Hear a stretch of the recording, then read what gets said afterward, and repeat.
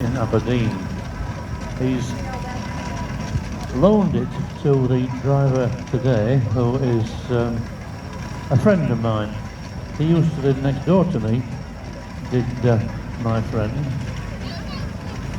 and he brought it down to show it to various rallies and other people in the UK. He said it in something in the order of £600 for the diesel alone to bring it from Aberdeen down to the sensible places where we live now. A fascinating machine. It was used up to, it was built probably 1927 time when air haulage engines were still around, before Pick was expanded into the heavy haulage engine and the facilities that they have got today.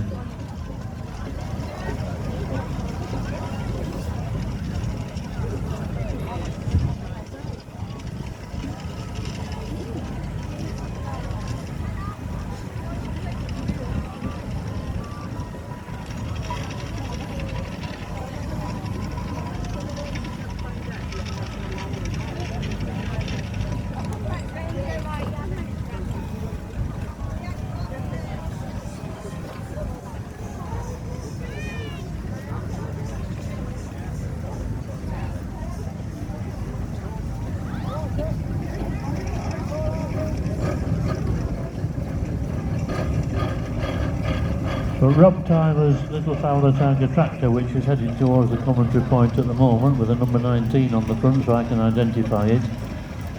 I remember seeing this one just before Rob bought it at an auction sale in Lincolnshire. It's a place called Heckington. That will be round about 1996. So next year he will have owned it for something like 20 years. And Rob has resurrected it, if I could use that particular expression, because when he bought it, it was on a number of pallets at this auction at Heckington, where there is a 5-sail windmill. And I've followed its progression through from that particular situation. It's in its basically original condition, because most of the other vehicles that you see today in the field are on rubber tyres, because it suited the purpose to be so. Rob has kept it on its original strips, and so it's about as near as you can get it to what it would have looked like when it was actually working in days gone by for farmers or councils or other people who owned that type of a tractor.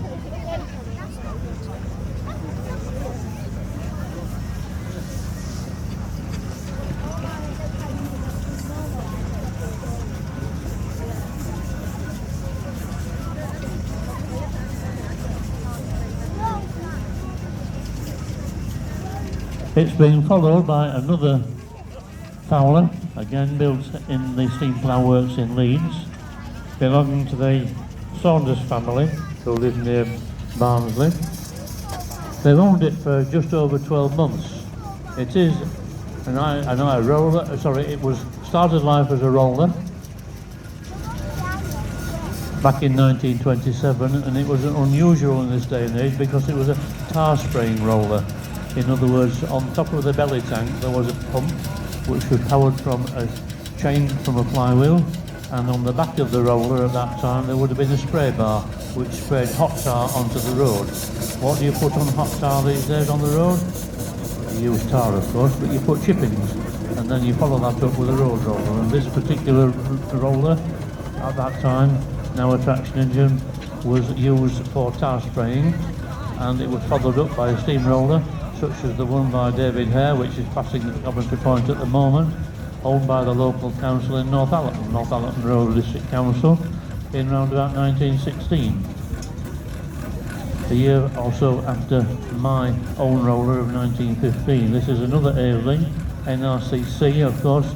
It passed to the North Riding County Council round about 1931, because that's when the major reorganisations took place in the council areas brought about by the government. And following Dave Hare's machine, we have another Aveling and Porter, Aveling roller.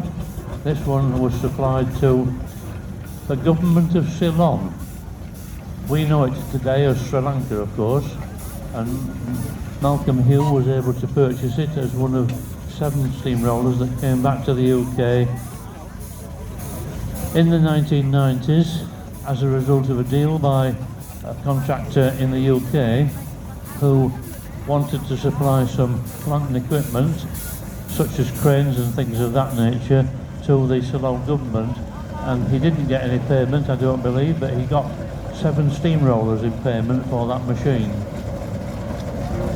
It was a single speed, but it was very slow as a single speed machine, and indeed Malcolm has been able to fit a second speed to it to make it a little bit faster. Following on from that was a Fowler, which was supplied as its number plate shows TA, it went to Devon. In 1899, it wouldn't have been registered in 1899 because there was no such things as the current registration situation available then, but it's owned by the Green family in Lincolnshire, and they have another machine on the road on the rally field today. That's been followed by another Aveling and Porter roller conversion belonging to Derek Webb, South Yorkshire, and I believe it's been driven at the moment by Matthew Cobb, who rallies it on behalf of Derek Webb. So 1912 machine, built as a steamroller, as I say, but converted now to a showman's tractor with a dynamo on the front.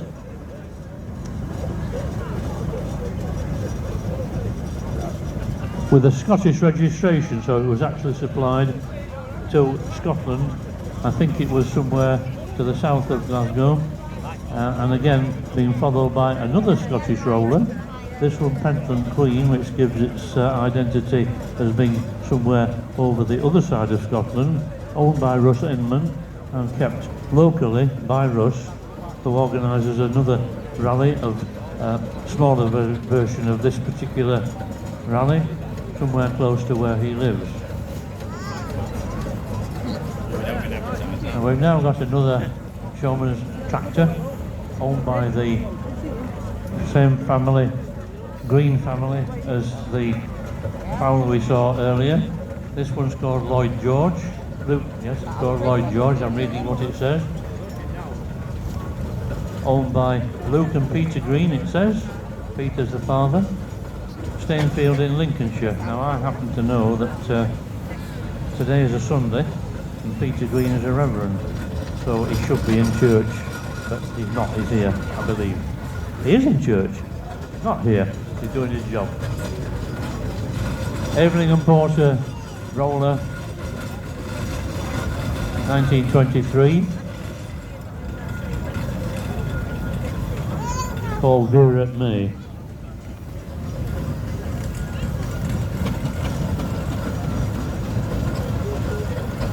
Supplied to the Bournemouth area in 1923 and used there by a contractor by the name of Francis until 1963 when it joined the preservation movement.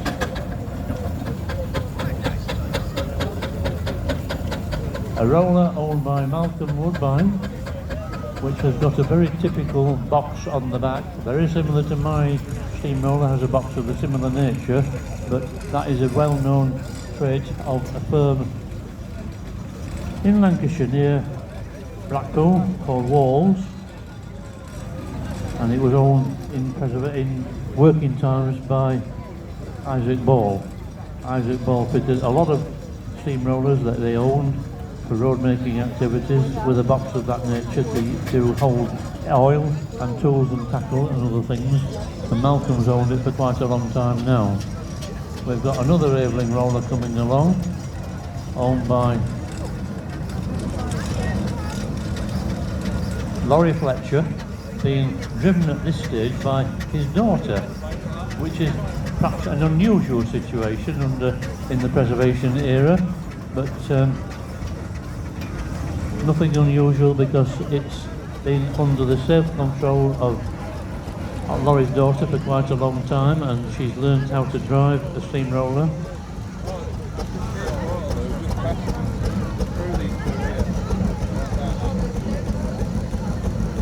and the engine fraternity this weekend have been somewhat inconvenienced by virtue of the fact that next weekend it should have been at a rally in Derbyshire area, next door to Derby, called Elveston Castle. Now unfortunately, for various reasons, Elveston Castle Rally this year is not happening.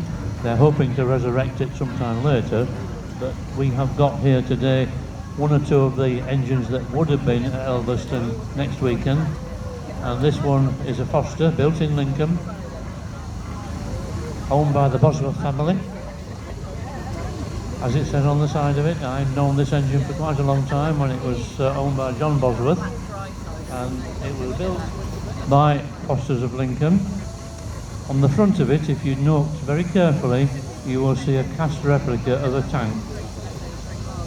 It was Fosters who actually built the first tanks of the First World War, and that particular emblem on the front of the traction engine, called Sprig now, is a very good reminder of the fact that Fosters were involved in that rather, what shall we say, interesting vehicle known as the water tank from Mesopotamia, which is where it gets its name from, that came onto the scene in the First World War, and some people say it was the item, the mechanical item, that actually won the war.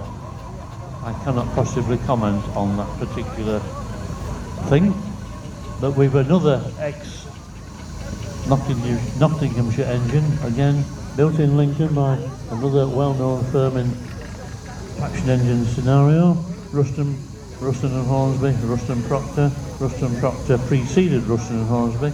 The changeover time was about 1918, and this particular one is owned by David Palmer, following on from his father, Harry Palmer, who actually owned it very long time ago when David was a youngster.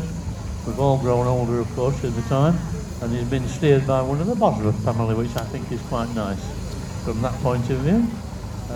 Ruston Proctor made also steam, or Ruston and Hornsby and Ruston Proctor made steamrollers, and indeed David has a Ruston Proctor steamroller, as well as a Ruston Proctor traction engine. As many people find in this day and age, of course, managing and looking after two steam engines is somewhat of an arduous task, but he's not the only person on the field today who has two. Somebody I know on the field today has just sold his steamroller and he retains a Fowler, but there are other people on the steam circuit today who actually have more than one machine.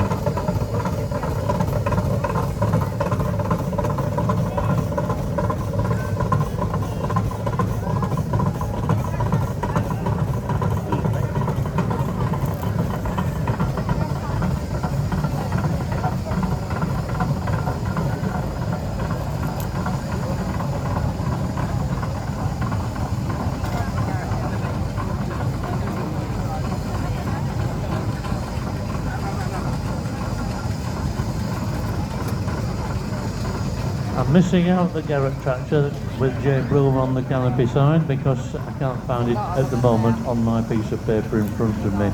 Not an unusual situation I find myself in, but it's not one from around this neck of the woods, and it's not one I know particularly well, but I do know the following machine because it's owned and exhibited here by a gentleman by the name of Gill.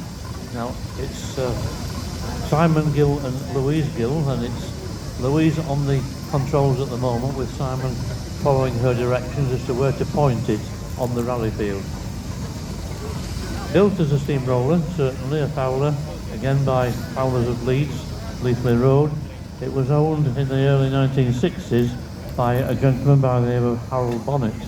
Harold Bonnet is well known in the steam circles because it was Harold Bonnet who actually founded an organisation by the name of the Steam Plough Club, an organisation which is still going strong today, with ever-increasing membership who want to know about how steam ploughs worked and how it was able to pull from one ploughing engine to another ploughing engine and back again.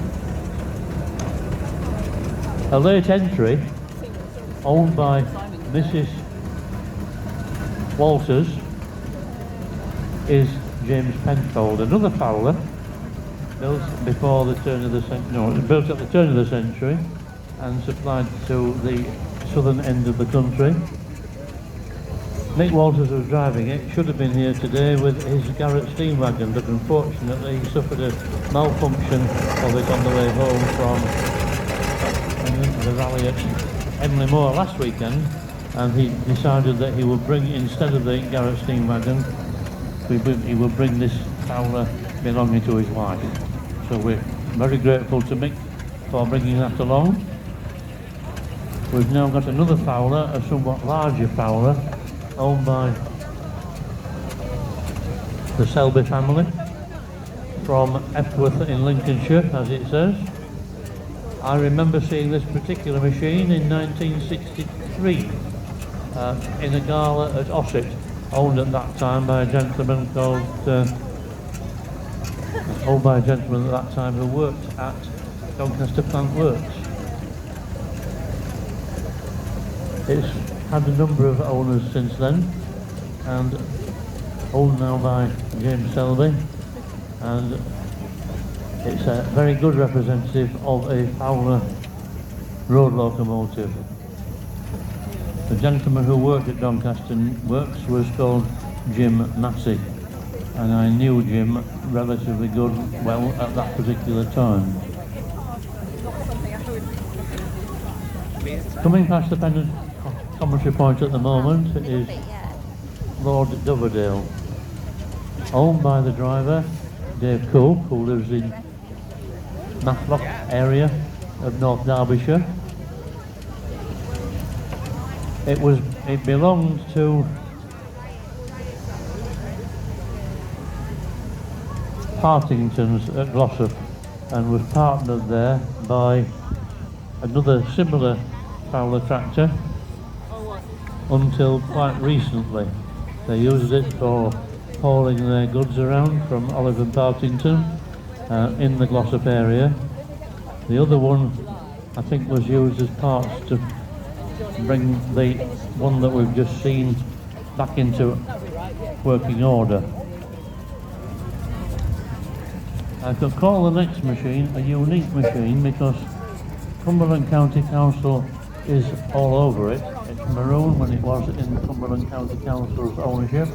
It's been driven again by a lady driver whose father owns a Aveling and Porter traction engine and one of the oldest Aveling and Porter steamrollers in the country.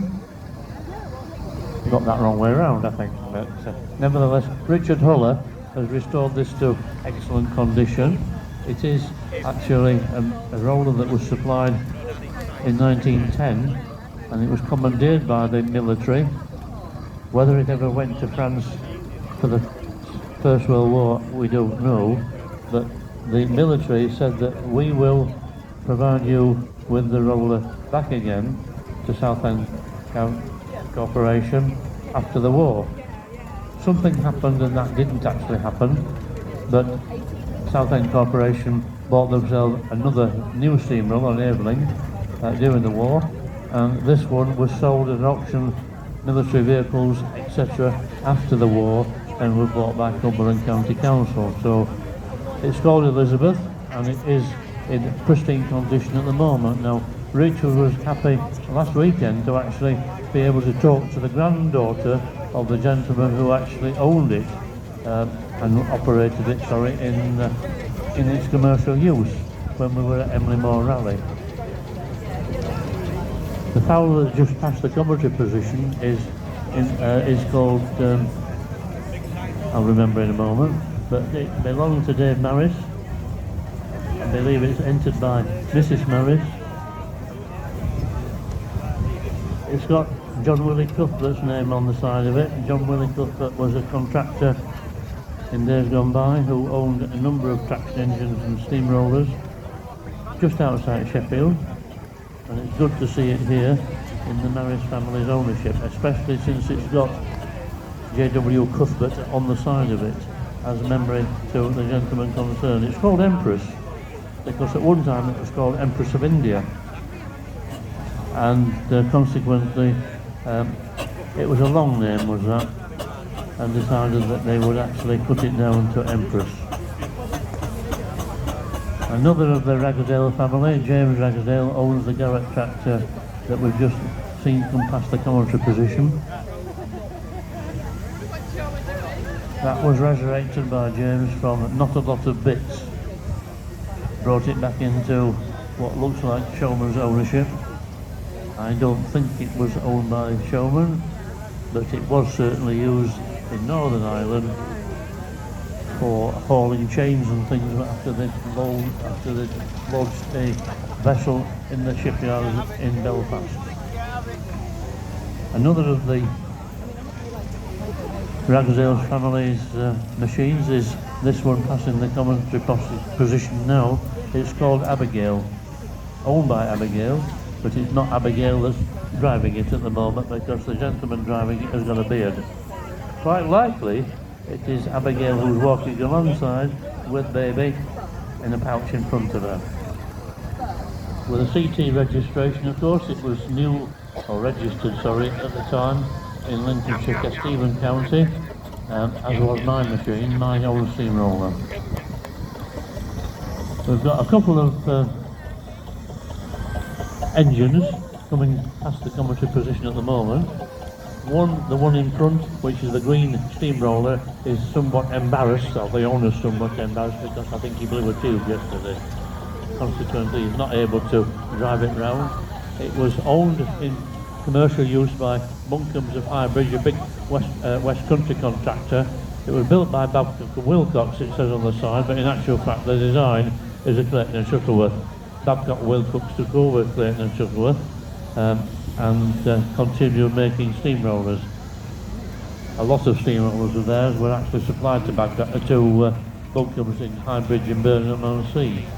Then pushed along behind, or in front of, shall I say, the engine behind, the rather scruffy looking engine, is actually owned by the Baines family, or maybe Andrew, the son, and it spent some 43 years locked away in a shed in the North Nottinghamshire area. It resurrected and been brought out of the shed only relatively recently, and they decided to keep it in its working condition, so that you can see lots of engines on the field today which are nicely polished and brasswork, etc, and clean, but this is how it ended its life, this particular Aveling and Porter tractor. We've now got a Fowler traction engine, which I'm being stared at by the owner, Andrew Biglands, because I'm getting cross-hobbled, of course. Nothing unusual from my point of view, but the thing that is important about this machine is it was imported, brought back to the UK, built by Fowlers of Leeds, of course, built back to the UK from Australia, because the name on the side of it is a gentleman who lives at Anston in Victoria, Australia. He used it for his business in Australia. Dave Maris it was who brought it back again to the UK, and he sold it on eventually to Andrew Biglands, who's kept it in its working clothes. I'll call it that because that's been the nice way of describing it.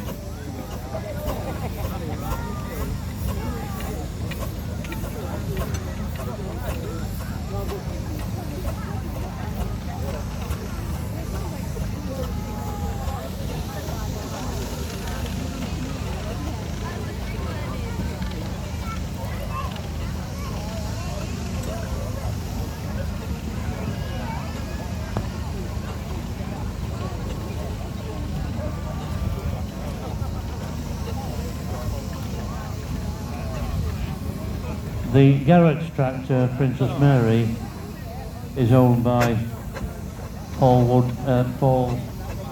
Dunford, who lives at Flockton. Very nicely restored. Possibly the last machine on the field at the moment, the one passing in commentary point just now, is another ploughing engine. It's one of a pair, owned by the Pantry brothers. The other one is under restoration at the moment, but you can see as it passes by a drum underneath the boiler with a wire rope attached to it, wrapped around it, and this again was one of the Fowler ploughing engines that was built many years ago now to work in tandem, one side of the field and the other side of the field, ploughing with a balance plough in between them. Now when these two last engines get in position on the field, we're going to open the field for approximately 10 minutes for members of the public to come in, take photographs, and also chat to the engine drivers should they so wish to find out a bit more about what they know about and what they want to know about the engines concerned. So in order to allow other equipment into the field later on this afternoon, we request the visitors, members of the public, etc., who come into the arena to clear the arena after about 10 minutes or so that we can get more exhibits into the arena for your enjoyment.